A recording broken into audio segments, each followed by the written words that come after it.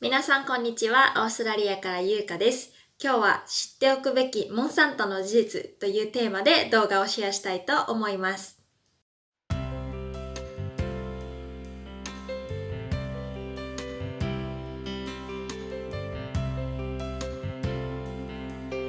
モンサントの、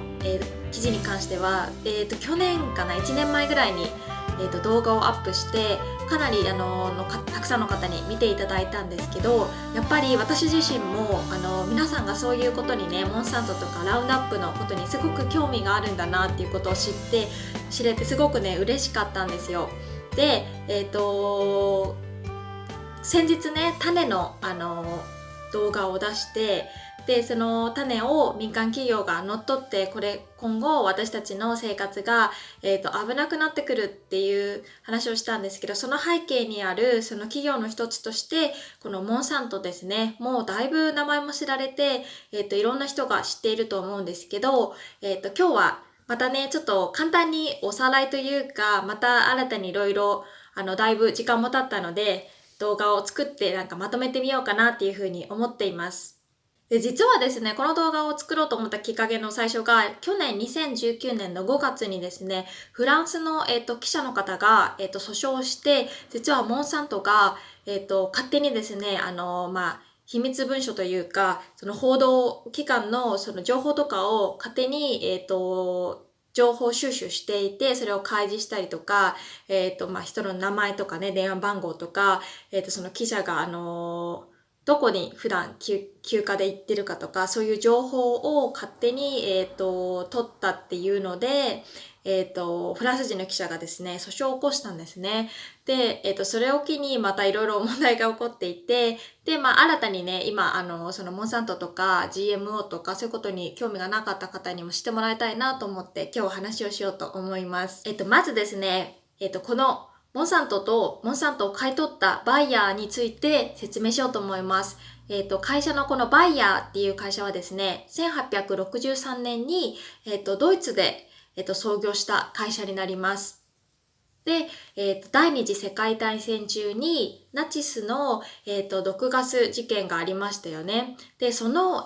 毒ガスを作っていた会社の元にいたということで、よく知られています。で、近年はですね、何度も企業買収をしていて、もう働いている方が約10万人近くいるみたいで、もうこの世界中でトップの製薬化学会社というふうに言われています。で、モンサントはですね、少しさらに後の1901年にアメリカのミズーリ州で、創業を始めました。で、もともと知られているのは、このベトナム戦争の枯葉剤を、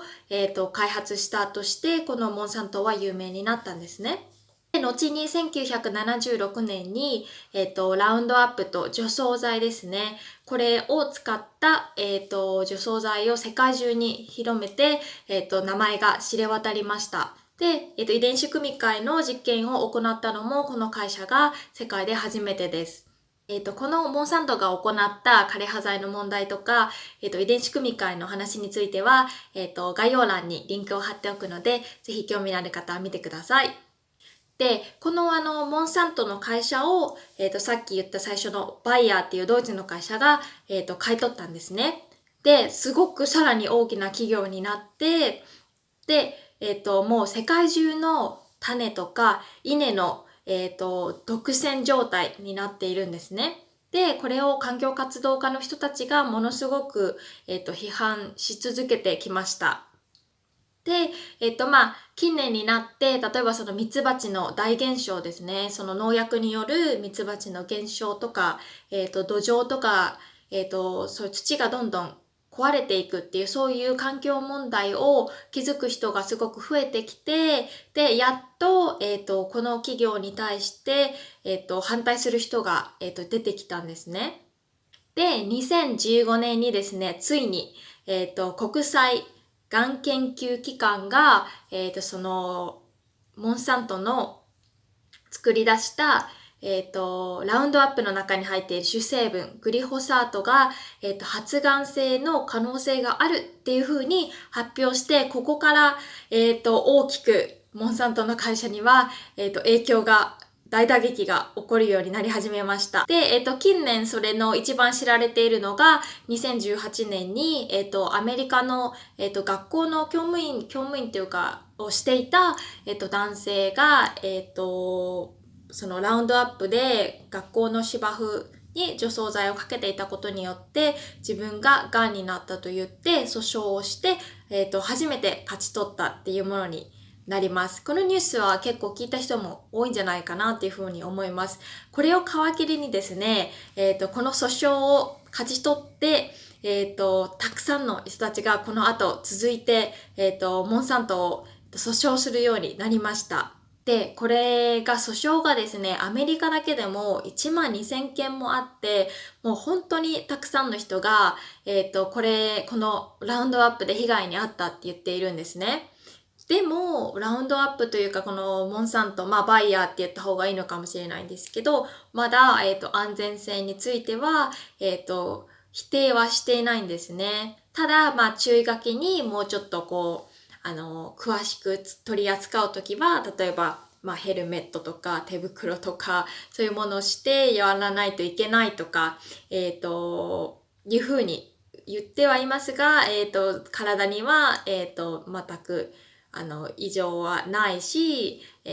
癌とも関係がないっていうふうに、言い続けています。でも世界中で皆さんリサーチしてもらえるとわかるんですけど、本当にたくさんの人がもうこのラウンドアップに反対しています。で、たくさんアメリカの中でもそういう組織を作って、モンサントに反対っていう組織を作って、もうずっと反対し続けてデモしたりとか、署名活動したりしている、グループもたくさんいます。で、日本でもだいぶ知られてきて、この危険性を知っている人も多いとは思うんですけど、日本はまだまだ、農薬に関してはすっごく規制が緩いです。もう海外なんかと比べると、本当にもう海外では使ってはいけない農薬が日本では OK だったりするし、アメリカで作られているそのラウンドアップを使った GMO の作物ですね、遺伝子組み換えの作物もアメリカでは最近売れなくなってきたんですね。その危険性を知る人が多くなって、それが全て日本に流れてきたりっていうことも多々あります。で、日本ではその表示をまだ厳しくしていないので、どの作物とかどの商品に GMO が含まれているのかっていうのもすごく曖昧になっています。で、各国でですね、もうすごく早くから、このラウンドアップの使用を禁止しているとこもあって、デンマークはもう2003年の時点で、もうこのラウンドアップを使うことを禁止しています。で、ちょっとメモを見てしまうんですけど、2012年の終わりまでにカナダはもう学校とか、公共ですね、公共の芝生やお庭でのラウンドアップの使用を禁止しています。で、2014年にはスリランカ、ロシア、アラブでも、この使用を禁止。で、2019年、結構最近ですね、の1月にはフランスでもついにラウンドアップの使用が禁止になりました。こういう感じで本当に世界中ではもうこのラウンドアップの危険性を国が認知して使わないようにっていう風にしているんですけども、それに比べると日本はまだすごくそれが緩いのがとても危ないなと思います。先日種の話をね動画でもしたんですけども、やっぱりそういう風に遺伝子組み換えで作られている種で野菜を育てることによってその野菜が私たちの口の中に入るんですよね。そうすることで、会社は癌にはならないとは言っていますけど、実際アメリカでそういう農薬から癌になったって言ってる人もいるし、その食物を食べることで、無精子症になったりとか不妊になったりっていう問題もゼロではないので、今改めてこの危険性を感じて私たち消費者が正しいものを選ぶ時になっているんじゃないかなっていうふうに思います。でこれで最初に戻るんですけど、2019年の5月にフランスの記者が、また訴えました。その情報を勝手に、個人情報ですね、を勝手に、盗んでいるっていうことで、モンサントを訴えています。モンサントっていうか、バイヤーですね。を訴えました。その科学者とか記者とか政治家とかですね、そういう人たちの情報を、取って、裏でですね、すごく細かいところまでは書いてなかったんですけど、そのニュースは。やっぱりそういうところで操作して、例えば、賄賂があったりとか、お金を渡して、事実でないことを記事にしたりとか、そういうこともなくはないと私は思っています。私たちがね、これからどうしていくかっていうことなんですけど、オーストラリアはですね、割とオーガニック先進国なので、日本に比べると、GMO とか、遺伝子組み換えはまだ少ない方なんですね。で、きちんと表示もされます。これは GMO じゃないっていう風にありますし、オーストラリアならではの ACO っていう、オーガニックの認定マークもきちんとあります。なので割と、自分で選択して買うことが、することができますし、やっぱり海外だからっていうのもあるかもしれないんですけど、オーガニックとか自然農法とか有機とかそういうお野菜を買う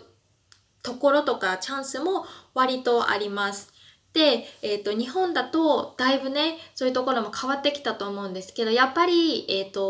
自分でしっかり表示を見て買うのがまず大事だと思います。で、あとは大豆とか、コーンシロップ、そういうものに関しては GMO の作物っていう可能性がかなり大きいです。で、作っている過程で、製造過程でそのまま食物として運ばれてこないで、コーンシロップとかが他の食品となって売り出されているものに関しては遺伝子組み換えだっても表示はしなくていいんですね。なので、